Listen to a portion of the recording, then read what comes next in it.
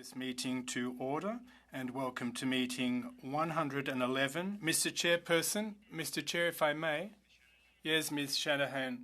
Yes, on a point of order, please, if I may, Mr. Chair. Yes, please do go ahead. It's with great regret that I have to make this point of order, but it has to do with the procedure that our committee and meetings generally follow, that is meetings during constituency weeks, time that we should be spending with our constituents. Now, we did receive a work plan, but this morning at 8:43 a.m. precisely, 4 meetings that will be taking place this week. Now, under normal conditions, members would be in their ridings and working with and for their constituents.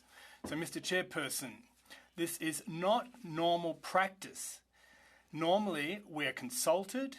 Normally, there are no meetings that are held unilaterally and organised in that manner by the chair of the committee. And it's my fond hope that in the future, well, we do have our work plan now, and that there will be no future surprise meetings out of the blue like those this week.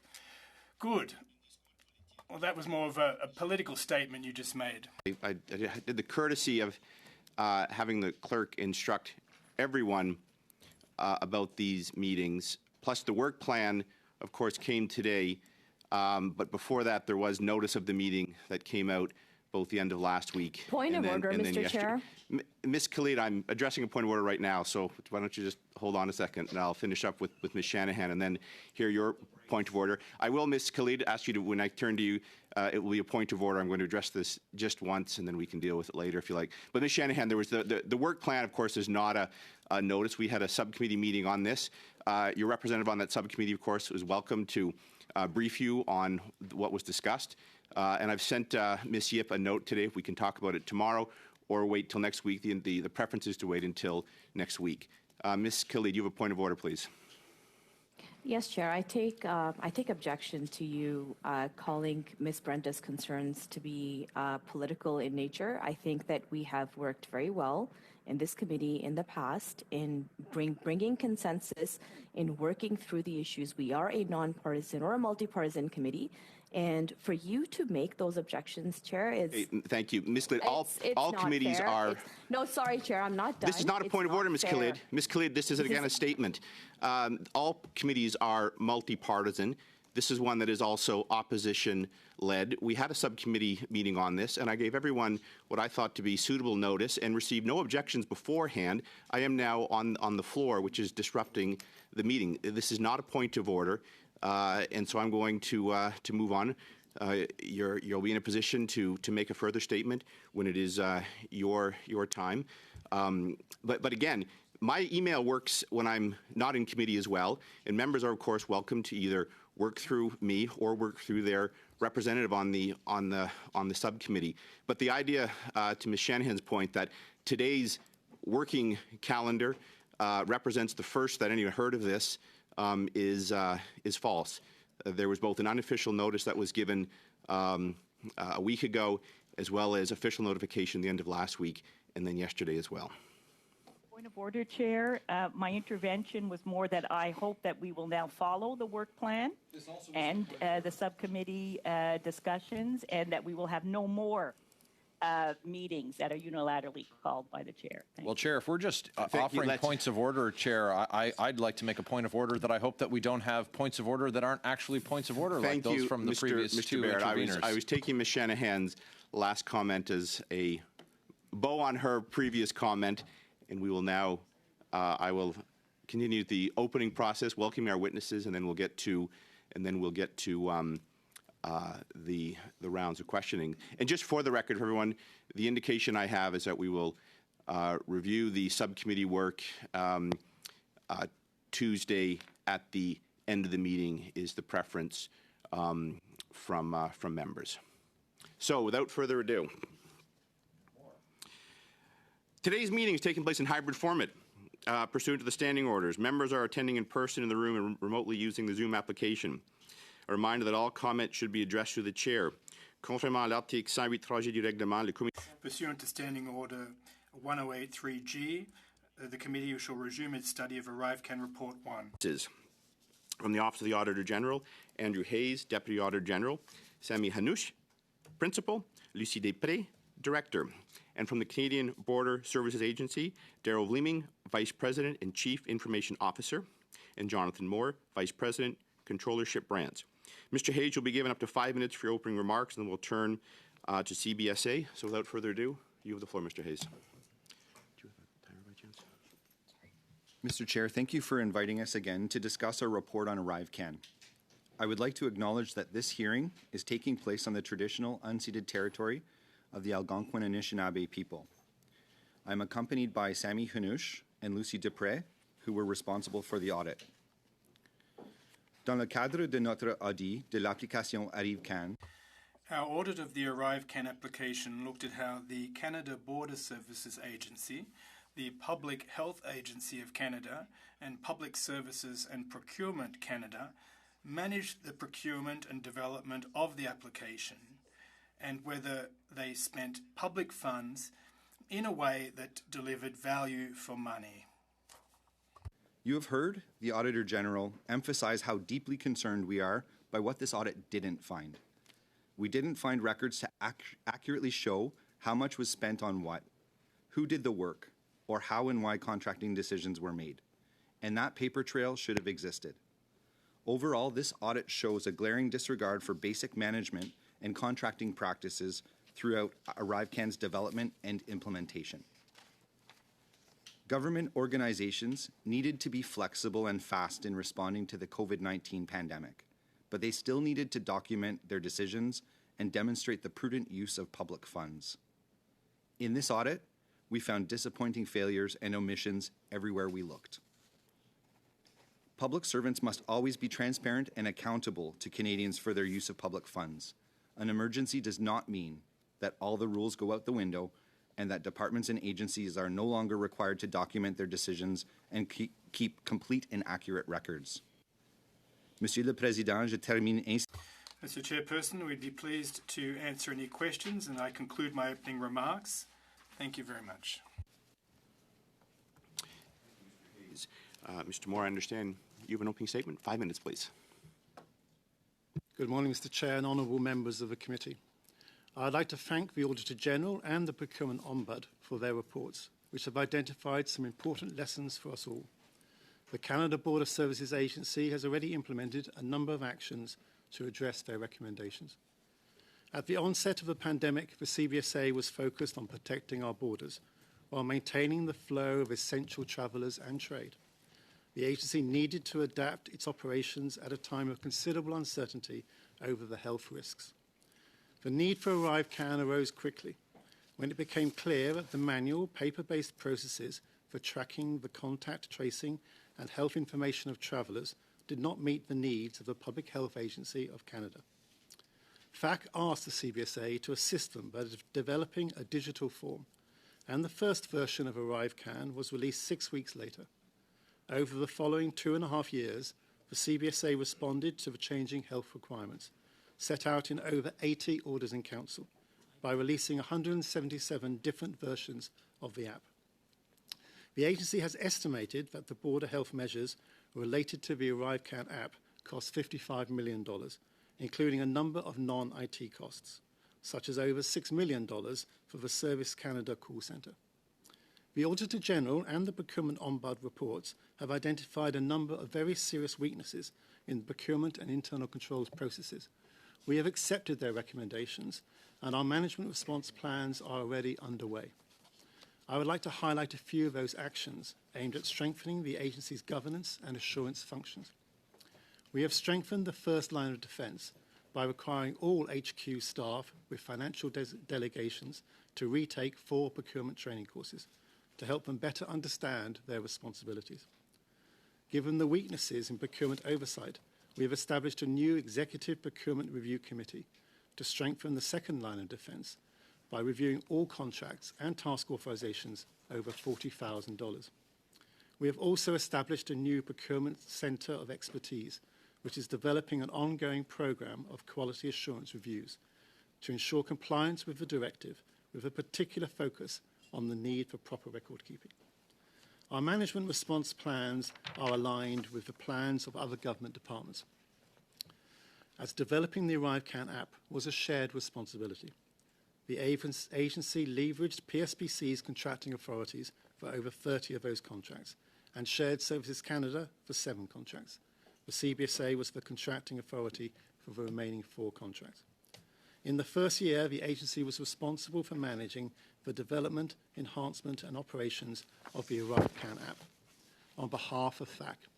However, no new funding was received in the 2020-2021 financial year, and the costs were coded to a general COVID-19 pandemic measures account, which would have included other pandemic-related expenditures like personal protective equipment and cleaning. The agency did establish a dedicated financial code in the second year, when funding was provided by PACP and the Immigration, Refugees and Citizenship Canada. And in hindsight, this should have been created much earlier. I am very proud of my employees, colleagues and frontline border services officers who served Canada throughout the pandemic.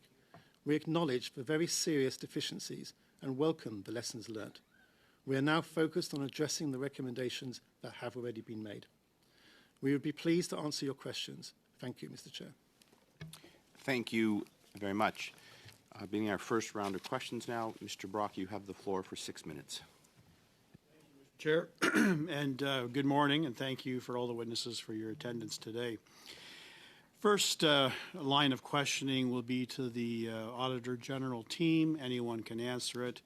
But a couple of weeks ago, mid-March, we heard from both Darren Anthony and Christian Firth, the 2 principal owners of GC Strategies, also known as Government of Canada Strategies, who picked apart the findings in the Auditor General's report. Specifically, Mr. Firth said his reputation had been damaged by false information and what he called an inaccurate report by the AG. Quoted, "Virtually everything reported about my company in the media and stated about me and my company has been false." He said his company was paid $11 million for the ArriveCAN, disputing the Auditor General's findings that GC Strategies received almost double that, $19 million. He blamed the discrepancy on flaws in the government's financial systems. We then heard from his partner, Darren Anthony, and surprisingly, simply parroted everything that his partner had said, didn't even take the time to actually read your report, didn't take the time to read the report of the procurement ombudsman, but had no problem stating that everything was categorically false. Specifically, he said the Auditor General's findings were inaccurate. He says that the report from both AG and procurement ombudsman, which found both serious problems with ArriveCAN contracts, were wrong, and admitted again that he had not read the report. So I'm sure this is not the first time the AG team has learned about these particular statements. I'd like an opportunity for you to respond on how you feel about these particular statements. Thank you for the question. I'll start with the findings. We're confident with the findings that we provided to Parliament in our reports. We have a rigorous audit process to make sure that the facts and information that we provide is accurate. With respect to the estimates, we did provide an estimate in the report around the overall cost, and we identified an amount per contractor. There are some facts that absolutely cannot be disputed. In particular, it is a fact that the contractors were paid the amounts that we listed in our report. I should say that they received at least those amounts. Some contractors received more. What is really at issue is whether or not those amounts should be attributed to the ArriveCAN app versus work on another IT project. And this is where the poor record keeping problems by CBSA raise this confusion and leave these open questions. Ultimately, in our report, we mentioned that the poor record keeping led us to have to build up an estimate. We used the CBSA's financial systems, the contracting documents, and other evidence to build up this estimate. It is important to remember that our estimate includes more than what was spent on building the app. It also includes amounts for the implementation, maintenance, and other associated costs. And this is because Parliament asked us to look at all aspects of the ArriveCAN app. The shortcomings in the documentation and the weak controls made it very difficult to precisely attribute costs amongst these elements of ArriveCAN. But ultimately, any number that is provided, whether it's CBSA's or ours, is an estimate because of the poor record keeping. I'll stop there. Okay, so let me understand that correctly. The 19 million, the approximate 19 million you attribute to GC strategies. Are you saying that there is room to interpret that as being a combination of ArriveCAN contracting and possibly other elements of contracting with the CBSA? Yes, in our report, we did state that it is possible that some amounts attributed to ArriveCAN were not for the application. And indeed, when CBSA provided information to the Government Operations Committee, there were some amounts in the records that they produced there that we didn't consider to be for ArriveCAN, and there were amounts that we have considered to be for ArriveCAN that CBSA disagrees with. Ultimately, though, we were confident enough with our estimate to put it in a report to Parliament. Were you confident enough to say that that estimate could have been actually higher than 19 million? It could have been higher and it could have been lower. I can't be precise. I mean, it is an estimate after all. Okay. Notwithstanding the comments of both Firth and Anthony at committee several weeks after the release of the AG report, did you hear directly from Firth or Anthony prior to their testimony? Prior to their testimony, we received a letter from them before we tabled our report. Did they supply you with any additional documentation to verify their numbers, which were actually closer to 11 million? Like I said, we received the letter. We built our estimate on the basis of the documentation and the financial system at CBSA, amongst other evidence. But did they offer to supply you documentation in their possession which established the 11 million figure according to their records? In their letter, they did offer to provide us information if we required it. However, I would say that, like I said, our estimate was based on not just what semantically some contractors are suggesting was the build for ArriveCAN. It was for the entire picture of ArriveCAN. Thank you, Mr. Brock. That is your time. Next up, Ms. Khalid, joining us virtually. You have the floor, please. Thank you very much, Chair, and thank you to the witnesses for appearing today. Mr. Moore, you had said in your opening remarks about lessons learned. Well, those lessons have cost taxpayers millions of dollars, including, like the behavior of bureaucrats, including conservative insiders like David Yao and from Dalian. So perhaps we can take a step back and try to understand what exactly happened here.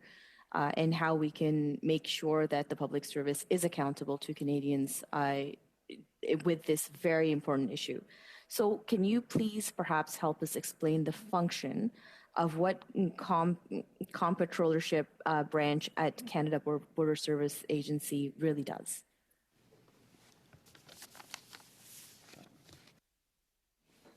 So very happy to explain. So I was not personally responsible for ArriveCAN, but as a member of the CBSA's Executive Committee, I am accountable for the failures, and we have already taken note of those failures, and we've already started to deal with them. In terms of ArriveCAN, it was managed by the Border Task Force, and actually the controllership branch was mainly focused on managing the internal task force during the COVID pandemic. These were very, very difficult times. This was a time where people were crossing the border to return back to Canada, when we were told that we could catch COVID from touching documents. So our number one priority initially, working with FAC, was to get the form up and running. That cost about $80,000. The controllership branch involvement in this one was really around making sure we had the funding available for that. And we recognize the comments made by the Auditor General, and in year one, we did not have an accounting code. And so we were not identifying the ArriveCAN cost separately. That is one of the reasons why we have different cost estimates included in the numbers. And in fact, actually, that's also recognized in the OAG report itself, in paragraph 1.24, which does identify that $53 million was the estimate for the OAG for the public health component, with a further $6.2 million included for the customs declaration. But we recognise that, in year one, we did not have the information available to us, and so it was estimates in both cases. So that was our primary role in terms of the first year. We were looking after the finances, but we were also working extensively on the internal task force. Thank you. I appreciate that. Now, you had said that you were not personally involved in the development of the ArriveCAN app, but perhaps you can provide us with a high-level overview of what kind of lessons that or topics that are covered in the mandatory retraining of staff at the CBSA as part of your response to the Auditor General's report. So I think the first thing I would say is we have to look at the 2 or 3 lines of defence. So the first line of defence is based within the Information Science and Technologies branch. They were responsible for the ArriveCAN app, for the development and operations of that application. We have over 1,600 delegated financial officers within the agency. Around about 900 of those are based in headquarters. Quite a large number of those individuals are based in the Border Technologies and Innovation Directorate, which was directly responsible for the development of the app and also for the contracting functions working with PSPC. So what we were doing there is looking at the failures of the first line of defence. And we have no doubt there were failures in the first line of defence in terms of governance, in terms of oversight, in terms of record keeping. And all of those things are lessons we have learned. They're also potentially, subject to the investigations to look at whether there was any wrongdoing in some of those failures. We recognise that there were failures. We're not entirely sure exactly what the reason for those failures, whether they were because of the stress of the pandemic or whether there was any wrongdoing included in that. And we should wait for the investigations to conclude on that matter. The second line of defence is where the controllership branch is involved. And what we do every year, we take a sample of about 5,000 non-pay transactions and we look to see if they're being properly processed. On average, we find around about 9 to 10% of errors. That is not satisfactory to us. Our target is less than 5%. We were very disappointed to see the Auditor General's report, which identified 18% of those errors. We are looking into the reasons for that, and some of those reasons are because there wasn't a separate cost centre code. So there was an administrative error in that the individual invoices were not being coded to the right account because we didn't have that separate code. So those were really the basic functions of the first line and the second line of defence. Thank you, Mr. Moore. And to Mr. Hayes. Mr. Hayes, are there any lessons learned here with respect to contracting within your own office with all of this coming to light? Thank you. We take the contracting responsibilities at our office very seriously. We are rigorous with our contracting. What we have learned, though, from this audit and implemented in our office is more awareness around conflict of interest declarations, and I would say also increasing the awareness for all of our managers of the importance of making sure that documentation is kept in a very, very accurate way. And so you've taken concrete steps going forward with respect to conflict of interest in your office? Yes, we have. Indeed, we always do have an annual process for conflict of interest declarations. We have increased some of that awareness work that we do by sending out reminders to our staff, by raising with staff the fact that the clerk has issued a report on values and ethics in the public service, and there is training available for our staff that we always encourage. Et voilà, merci beaucoup. Suivant, c'est Madame. That's it. Ms. Cycle-Degagné, please. You have the floor for 6 minutes, please. Thank you very much, Mr. Chairperson. I'd also like to ask questions of Mr. Moore to begin with. Mr. Moore, your title, Controllership Director, you've held that title since 2018, in fact, and you were responsible for the internal control of the CBSA. whilst everything that occurred between 2020, 2021, the awarding of contracts, etc., during that whole time, do you think that you did your job well, or did you even do your job at all? Thank you very much for your question. I do believe I did my job well during the pandemic. It was a very difficult period in time. I was appointed in January of 2018, so I was there for the entirety of the pandemic.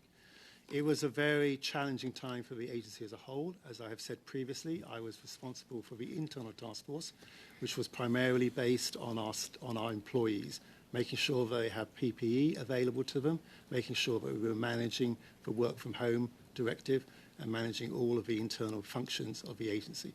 I was not directly responsible for the border task force. However, I did have oversight in terms of the finances. As I said before, I was responsible for ensuring we had sufficient funding to manage the border task force activities, and I was also responsible for the second line of defence, as I previously described. So I'm very proud of what we did during the pandemic.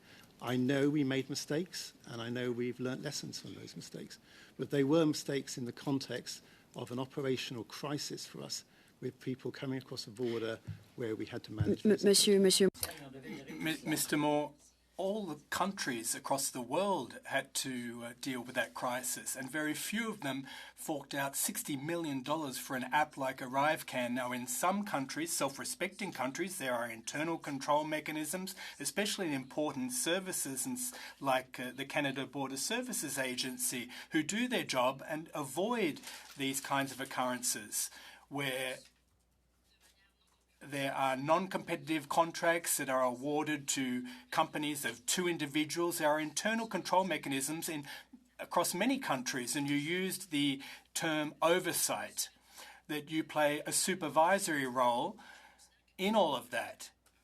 And given that you did have an oversight role, you are accountable. You are accountable to taxpayers who've paid far too much for this app. Moreover, your signature can be found on a letter that was sent in the spring of 2020 stating that GC Strategies absolutely needed to get a contract for a duration of 3 years, but you also said that the emergency exception or carve-out should be applied. Now, that's a problem. If it's urgent, well, you don't fork out $3 million or millions of dollars over a short period. Yes, you issue a contract in short order, but a contract of a small amount. So how is it that you were responsible for financial control, and yet you sent out a letter for an emergency exception to be applied, whereas Mr. Bunatuno's advice was to have a 3-year contract for millions of dollars, which was way above and beyond what the app was supposed to cost at the outset. How do you justify that you signed that letter in May 2020? So I think there were a number of different questions in there. We do not have details about other countries, but we do understand there were also significant costs involved in managing travellers across borders in other countries, in particular in the Border 5 and the European Union. But I want to just come back to the National Security Exemption Letter. I recognise that I did sign that in June of 2020, and that was at the request of PSBC to allow them to put in place the second contract for GC Strategies. They had already done the first contract for GC Strategies I think it was in March, but they needed to do the second contract. And I referred at the OGO committee last week to the comments around we identified a supplier that was successfully implemented a modern tool for risk assessment. As I identified last week, that was a company called Lixar. What I have learned since last week was actually Lixar was working in strategic partnership with GC Strategies. And so I accept that, that the testimony of the PSPC Deputy Minister was correct in that this letter directly led to the second contract for GC Strategies. So that is what the National Security Letter was used for. Only one contract was let under that National Security Exemption Letter. The others were let under the FAC originated National Security Exemption Letter. Mais pourtant, dans une lettre... And yet, in a letter that was shared with the committee, you insist that GC Strategies, you insisted that that company should be used on the basis of that exemption. You insisted that that company would receive millions of dollars, even though it was indeed for the second contract. What was the amount of that second contract? Do you have that information at your disposal? The second contract awarded to GC Strategies, please. So I do, but I also would just like to say that I did not in that letter insist on GC Strategies. That was a decision made by the Board of Technologies and Innovation Director. I was not aware of their name. And actually, in the letter, it does not mention a name of an individual company. Non, mais vous mentionnez que pour des raisons de sécurité, il faut... No, but you stated for security reasons a contract needed to be issued very quickly, and it was the second contract. You just confirmed that, didn't you? I agree. So there were 3 contracts in total issued by PSPC, all through a sole source agreement under cover of a national security exemption. The second one was issued with an initial value of $4.4 million. Total expenditures after contract amendments amounted to 11.1 million. Vous trouvez normal d'octroyer... Do you think that it's normal? Thank you very much, ma'am. Unfortunately, your time's run out. I apologise. Next up, Mr. Desjardins. For 6 minutes, please. You're joining us virtually. Over to you, Mr. Desjardins. Thank you very much, Mr. Chair, and I want to thank the witnesses for being present with us today. It is a troubling fact that ArriveCAN has cost Canadians millions and millions of dollars while we're experiencing a cost of living crisis. Canadians, whether they're paying rent or just trying to pay their bills, are seeing things go up and getting more expensive. At the same time, it's troubling that their government is spending, without seeming care or oversight, expensive and extreme outsourced contracts. And this is, I think, the crux of my concern, and one that I'll focus on in my questions to our witnesses. We know that, for example, from our statements from the union representatives at CBSA, that there's a double crisis that's happening right now. The crisis of the dramatic underfunding of our public service that has largely created a vulnerability to which CBSA has been forced, in some sense, to outsource, looking for the expertise that they don't have. The other problem is when CBSA is given that longer leash, it seems as though things get way out of hand. We see multiple breaches of very basic levels of accounting, of reporting, and I'd argue of basic ethics to be able to even disclose facts of when or how or if there was influence by private contractors and preferred access to private contractors, particularly when we look at the evidence that the Auditor General has found. I want to turn to finding 1.28 in the report for us to look at. It quotes, the Canadian Border Service Agency determined that it would need to rely on external resources to develop the web-based and mobile application because it did not have sufficient internal capacity with the skills needed. We know that since 2006, as early as then, there's this rapid increase in outsourced contracts by the Government of Canada. We see that in instances like the Phoenix Pay system, where we give a contract from the government, it gets out of control, and these private contractors then endlessly bill the taxpayer for, in this case, even task authorizations that were not completed. Basic levels of mistrust, I think, that were breached here. In addition, finding 1.29, the Auditor General found that as time went on, the agency continued to rely heavily on external resources. You can see Exhibit 1.2. Reduced reliance on external resources would have decreased the total cost of the application and enhanced value for money.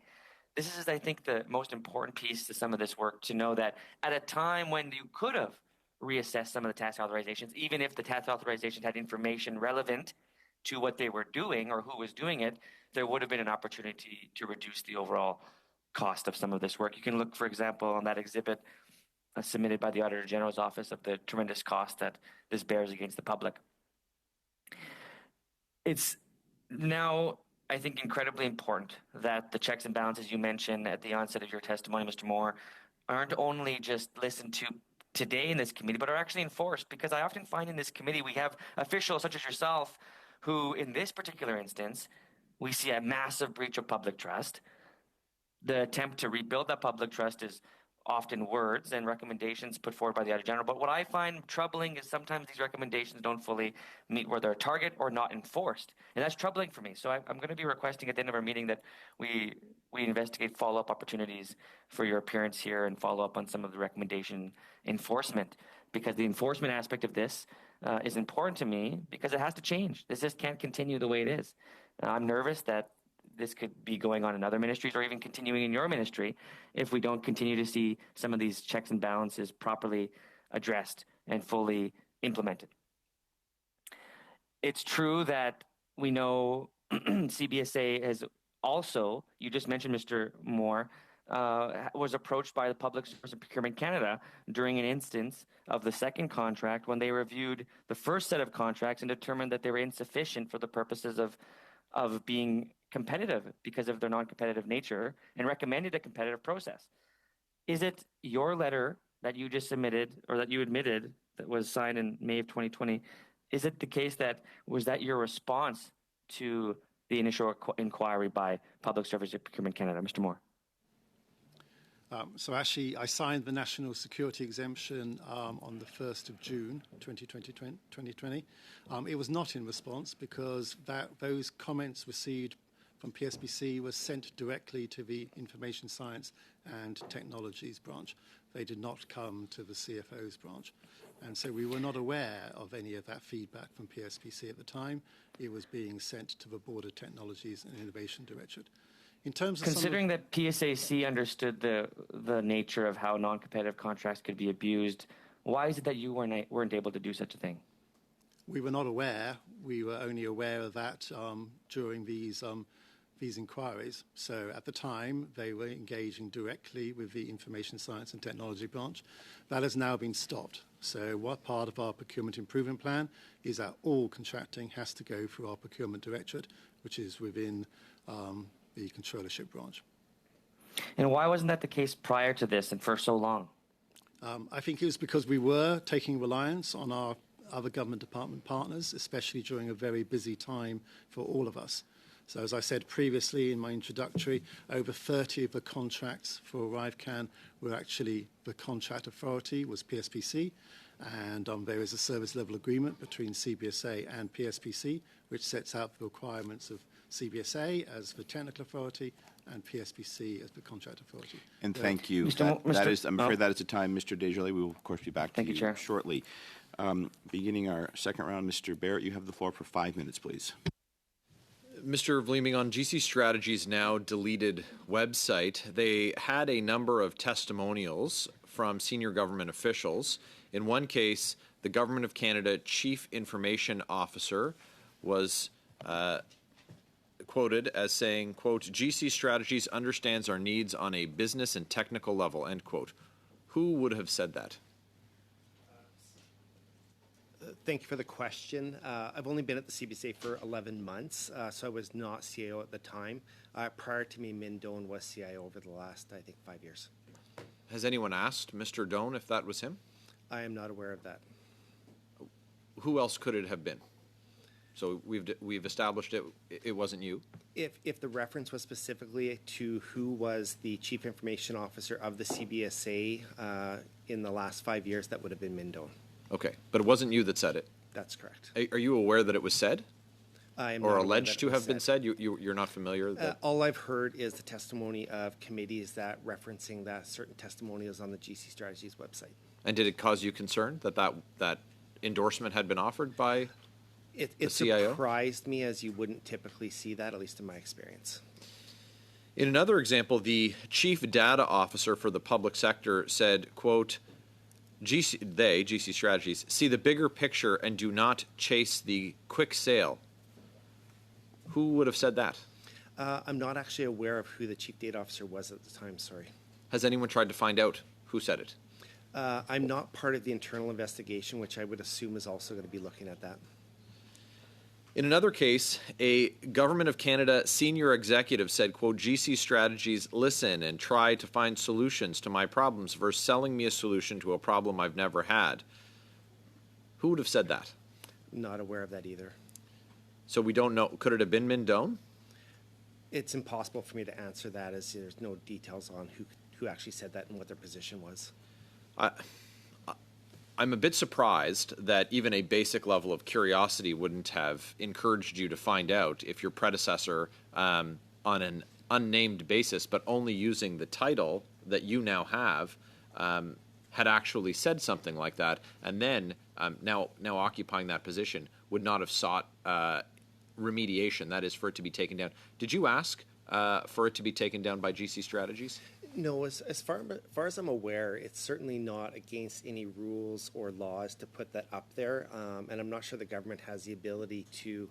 But you could ask if it's industry. not true. But again, if it's not against the law, I'm not aware of them violating any rules by putting that up there. It's just not something I would typically expect. so it's compliant with the values and ethics codes for the public service. As far as I'm aware, that would be compliant with the Values and Ethics Code. Well, I can tell you, if someone who previously held my position said something that I fundamentally disagreed with, and it was attributed in current time by job title only, I'd at least ask the person who had it posted, because I value my reputation and think it's important to the integrity of the institution that I represent that things that are demonstrably false don't continue to stand. I would hope that people who represent in senior positions the government of Canada on behalf of all Canadians would exercise that same basic due diligence, because we have let's be clear, this is a two-person shady company operating out of a basement that get paid tens of millions of dollars, and they're close enough. They're now alleging that they're close enough with the Liberal government senior officials that they're able to provide testimonials. I'm surprised that you'd be unaware that there hasn't been an investigation of that. Have you, sir, or the current CBSA executives had any contact with Christian Firth or Darren Anthony? I have not met either of those. Have you had contact with them? No, never. No phone calls, emails, text messages? Nothing at all. Okay. Mr. Moore, same question. No, I've had no contact. No, I've had no contact at all with GC Strategies or any of their employees. Do you know when the last contact with the person that previously occupied your position, Mr. Vleming, when Mindone would have last contacted them? I'm not aware of that specific date, no. Mr. Moore, are you aware of their last contact with the agency? No, but I know that we ceased paying them in June of 2023. In June of 2023. That's right. Right. Nearly a year after concerns had been brought to the attention of CBSA through the work of Conservatives at standing committees of Parliament. I have more questions for Lee. Thank you. Sorry to interrupt. Just want to make sure you got it under the wire. Next up, Ms. Yip, you have the floor for 5 minutes, please. Thank you. Thank you for coming today. My question is for Mr. Moore or Mr. Vleming. Did I pronounce that right? Thank you. For the benefits of Canadians watching, can you explain what staff augmentation is? So I'd be very happy to start, and maybe Darryl can take over. So staff augmentation is when an organisation decides to build something in-house but doesn't have all of the skills required to do that. And so staff augmentation is when you bring in contractors, often on a day rate or sometimes on a rate for a fixed product. And staff augmentation is widespread throughout the Government of Canada. And if I go back to the Deputy Minister of DND's testimony to this committee, he identified that actually it was a necessity to have staff augmentation because sometimes it's not very easy for individual contractors to get contracts with the Government of Canada. It requires an awful lot of work to actually secure those contracts. So going through a staff augmentation specialist does add value to those individuals, small and medium-sized enterprises.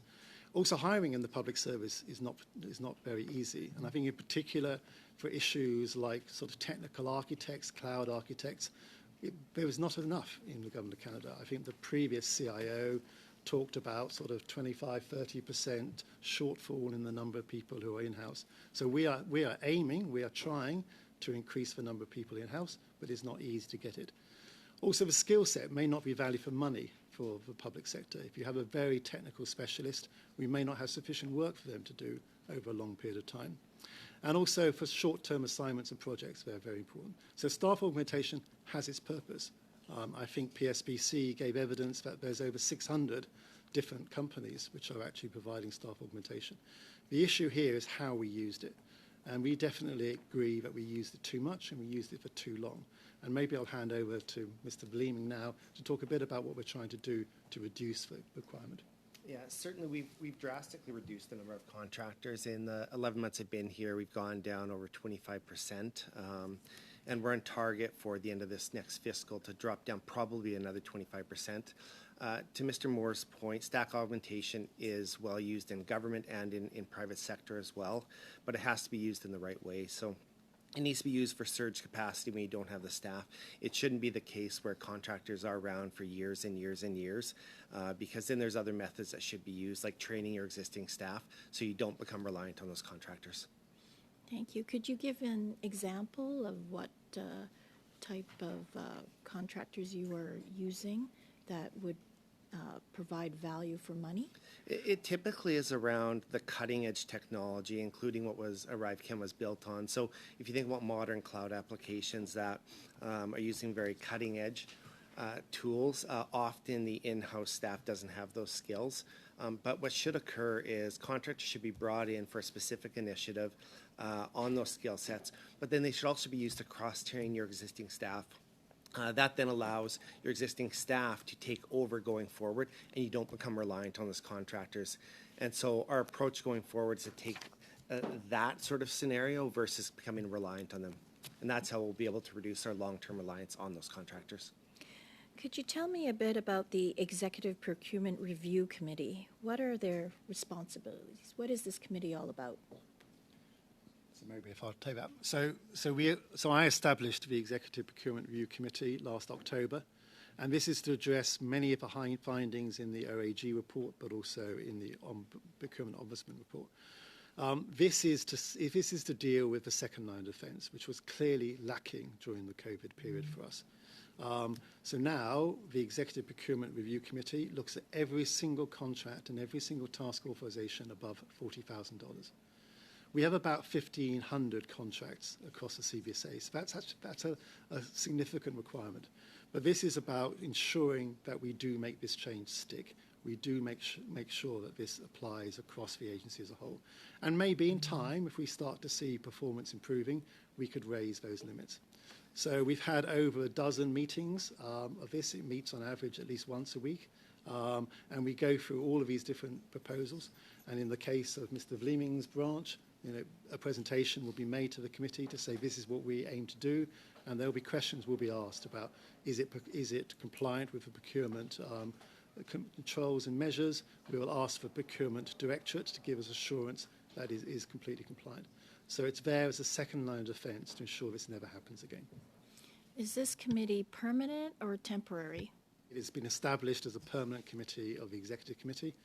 In an ideal world, if we became absolutely perfect at procurement, then you wouldn't need this committee. But I think actually even in an ideal world, providing that level of additional oversight is always going to be valuable to the agency. Thank you. And that is your time, Monsieur. Encore une fois, Madame Sinclair-Degagné. Ms. Sinclair-Degagné, 2.5 minutes, please. Thank you, Mr. Chairperson. I'd like to direct my questions at Mr. Vleeming's, please, now. Mr. Vleeming, you've been in your position for about 11 months. Is that correct? Now, did you play another role in terms of private companies, aside from what is normally a very busy role of CIO? Est-ce que vous jouez un autre rôle? Did you play another role outside your role of CIO, or do you currently do so? I sit on a charity board and another board, that's all. L'autre conseil d'administration, vous siégez? The other board you sit on is a private company called Pillar 9, is that correct? Oui. Combien de temps? Yes. How much time does that take up to provide advice on the board of a private company, please? It's a very small commitment, probably on average, maybe 5 hours a month. Considérez-vous que vous avez... Do you feel that you have enough time to do that, given that you hold a very important position and you need to tidy up house at the CBSA? Yes, I'm comfortable that I'm able to do both. D'accord. Et vous considérez pas qu'il y a I see. And you don't perceive there to be any problem of being on the board of a private company? If I understand it, the company provides data solutions. It's a company that may at some point in time work for the Government of Canada in some way. You don't think that there's a conflict of interest or an appearance of conflict of interest working for such a company on their board? So what Pillar 9 does is provide the MLS services specifically to realtors in Alberta, so there is no chance it would ever work for the Government of Canada. Secondly, when I joined, I immediately did file a conflict of interest report that went through the proper channels and was ultimately signed off by our president. Ah, vous avez rempli ça. Oh, so you did fill out that form. There are a lot of folks that actually don't fill out that infamous form. That's what we heard at committee last week, in fact. Now, I do have a number of other questions. Just before you became CIO for the CBSA, you were CIO for a company called Ora Cannabis. Is that correct? Yes, it is. Aurora Cannabis. Ora Cannabis. Well, did that company undergo hacking while you were CIO? Yes, it did in December 25th of 2000, I believe. Est-ce qu'on a comme information par rapport? Do any have information? Sorry, Ms. Sigler-Degagne. Can he respond to the question at least, please? No? Mr. Desjardins. 2.5 minutes, please. Thank you, Chair. I do want to turn now to one of the findings of the Auditor General in relation to information not being found. Finding 1.18 throughout to the findings suggests that financial records were not well maintained by Canada Border Service Agency. The Auditor General's office was unable to determine a precise cost for the ArriveCAN application because of poor documentation and weak controls at Canada Border Service Agency.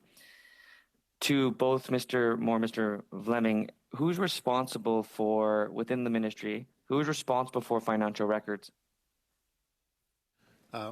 So under the directive, the Treasury Board Directive on Service and Digital, all employees at all levels are responsible for documenting decisions and activities. So that is a responsibility of everybody who works in the CBSA. Their managers are responsible for ensuring that they meet those requirements, and actually the CIO is responsible for ensuring we have an information management system to allow that to happen. What I would say is during the COVID period, it was more difficult as a result of many people in headquarters having to work from home. But that's not an excuse. I think that's just a recognition that during that period, it was more difficult to maintain those records. And so you're in your own words, you're saying that everyone in the ministry is responsible. At what point does anyone in the ministry actually raise the alarm bell? Why didn't you, Mr. Moore? Because, I talked earlier around the delegation of financial signing authorities. Under the delegations, all of these decisions were made by a level below mine. So I would be responsible for signing contracts which are within my own organisation. But Mr. Moore, you just said it's everyone's responsibility, unless you're not in the ministry, to raise an alarm when they see mismanagement or bad practice. In this case, you're saying that you're not responsible because it was below your pay grade. It was below your authorization. No, At what point are officials such as yourself and others who are involved directly in ArriveCAN, privy to information of ArriveCAN, have access to the contracts of ArriveCAN, at what point do you actually say, this is unreasonable, this is not, Canadians can't expect this? Non-competitive contracts that have no tax authorizations, and even worse, there are instances where we don't even have information as to the contractors or how much they charged. Mr. Moore, this is serious, and it's something that I can't understand. I'm going to allow a response. Your time is virtually up. Please, why aren't you responsible? I would say it's very serious, and we're taking these recommendations very seriously in our implementation. But I was not responsible, but as the CFO at that time, I was accountable, and I accept that. And that's why we're putting in place all these additional controls and measures. Thank you very much. Turning now to Mr. Nader, you have the floor for 5 minutes, please. Thank you, Mr. Chair, and again, thank you to our witnesses for joining us here this morning. At a recent public accounts meeting, Danny Richard, president of the Canadian Financial Officers, testified that between the three departments in question here, there are over 1,000 members in those departments, including 5 members who flagged issues with management. But we understand that very few, perhaps a dozen of these financial officers were actually involved in this procurement process. Mr. Moore, are you concerned by this? So I'm concerned by a number of the points Mr. Richard made, and I do regularly communicate with him. and I want to identify what more we can do to actually improve the financial manager organisation within the within CVSA. But, you know, sort of where we are in terms of the delegation of financial instruments is the majority of the controls are at the manager level, and we then have financial manager advisors who are engaged in the strategic financial management. They do not sign task authorizations, they do not sign invoices and Section 32 and Section 34 responsibilities. But if they identified wrongdoing or any issues associated with that, they would be responsible for bringing them forward to us. Well, frankly, there were problems identified and nothing happened, and I think that's on you, sir. I want to move on, though, but we know there are a number of current investigations ongoing in a number of venues, but most concerning is obviously the Royal Canadian Mounted Police, the RCMP, the Mounties. Our concern here is that Min Doan's emails have magically disappeared. The Chief Technology Officer couldn't save his emails, which is rather concerning, rather than perplexing, and I'm sure the RCMP are very intrigued and interested by that. I want to know from you, Mr. Moore, what are you doing to recover those emails? So that is subject to an internal investigation and potentially also an RCMP investigation. I'm not privy to either of those investigations, so I can't comment on where they are. In terms of what we are doing to recover those emails, maybe I'll ask Mr. Vleeming to explain. Thank you. So this is actually being run by our internal investigation as well, including the recovery side of things to ensure there's no conflict of interest. And so I'm not aware of any more information, not privy to that internal investigation. To you, Mr. Vleeming, how easy is it to permanently delete all your emails without a trace? It is actually surprisingly easy. The reality is that Shared Services Canada is accountable for email and the policies around that, and a person can choose to delete their emails. It is retained for 30 days where they can't permanently, and after that it is deleted. Surprisingly easy. I am quite frankly shocked by the fact that the Government of Canada, with all the resources of the state behind it, cannot preserve the emails of someone in a position like Min Doan when there is a criminal investigation ongoing and these documents simply disappeared. I think that's incredibly concerning. I want to move on. Mr. Hayes, to you. In your opening comment, you echoed many of the concerns that were previously raised by yourself and by the Auditor General about lack of records, not having paper trails, just things not existing. We received a letter recently from the Department of Public Services and Procurement Canada, the supposed experts on procurement. And the Assistant Deputy Minister wrote this. On February 2nd, 2017, PSPC awarded a contract to GC Strategies for $24,977 through a supply arrangement for professional services to provide business and technical learning to PSPC employees using a new client relationship management system. A search of PSPC systems found references to the contract, including the total amount. However, the contract document itself was misplaced during a reorganization and relocation of hard copy files. So the department is supposed to be the experts on procurement is losing documents on procurement and on contracts. What's more, Treasury Board Secretariat, a central agency, wrote to us and said, on behalf of the Treasury Board Secretariat, we have a no response to expanded motion is provided, no response to GC strategy.